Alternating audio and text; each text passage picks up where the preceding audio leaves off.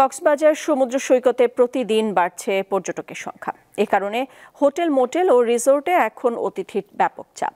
এই সুযোগে 2 থেকে 3 গুণ বেশি অর্থ হাতিয়ে নেওয়ার অভিযোগ করেছেন পর্যটকরা।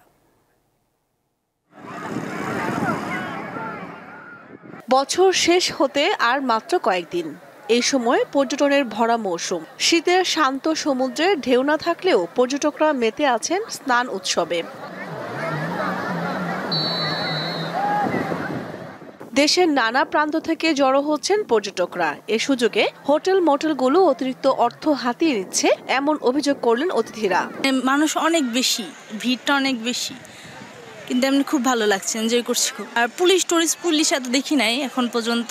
হোটেল ভাড়া চার্জ খুব বেশি, যেগুলা রুম ছিল আপনার 3,500 থেকে 4,000, এগুলা রুমে নিতেছে তারা চার্জ করতেছে 8,500 থেকে 12,000 টাকা পর্যন্ত। হোটেলে রুম না পেয়ে অনেকে সৈকতে বেড়ানো শেষে রাত্রি যাপন না করেই বাড়ি ফিরে যাচ্ছেন। অনেক খুঁজতেছে, এখানে রুম মানে পাচ্ছি না। এখানে আমাদের দামের সাথে ওদের দাম মিলতেছে না। সবগুলা রিসোর্ট অনেক খোঁজাখুঁজির পর আমরা এখনো রিসোর্ট পেলাতে পারি নাই। আমাদের রুম নেওয়া হয় নাই, সেই সকাল থেকে আসছি এখনো পর্যন্ত রুম। এখন রুম ভাড়া অনেক বেশি, আগে যেটা 3,000 টাকা ছিল সেটা এখন 8,000 9,000 টাকা। কক্সবাজারে রয়েছে 5 শতাধিক হোটেল, মোটেল ও গেস্ট হাউস। রুমের সংখ্যা 1 লাখের মতো।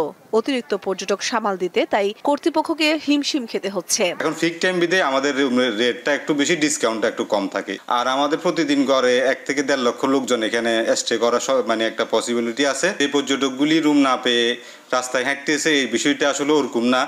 বিষয়টা হচ্ছে ওদের বাজেট কম এবং হঠাৎ করে আসাতে আমরা এখন যে বাজেটের রুম সেল করি ওই বাজেটটা হয়তো তাদের কুলাচ্ছে না, বিদে তারা রুম নিচ্ছে না। পর্যটকদের নিরাপত্তায় দিন রাত কাজ করছেন টুরিস্ট পুলিশ। সবসময় নজর রাখি আমরা পর্যটকের নিরাপত্তায়, যাতে কোনো দুর্ঘটনা না হয়, কোনো যেন রিস্কও না হয়, আমরা সেই দিকে লক্ষ্য রাখছি। প্রচুর ভিজিটর আছে, আমরা প্রচুর পুলিশও আমরা নিরাপত্তার দায়িত্বে আছি।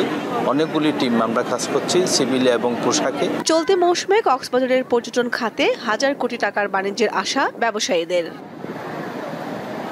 দীপ্ত, বার্তা কক্ষ।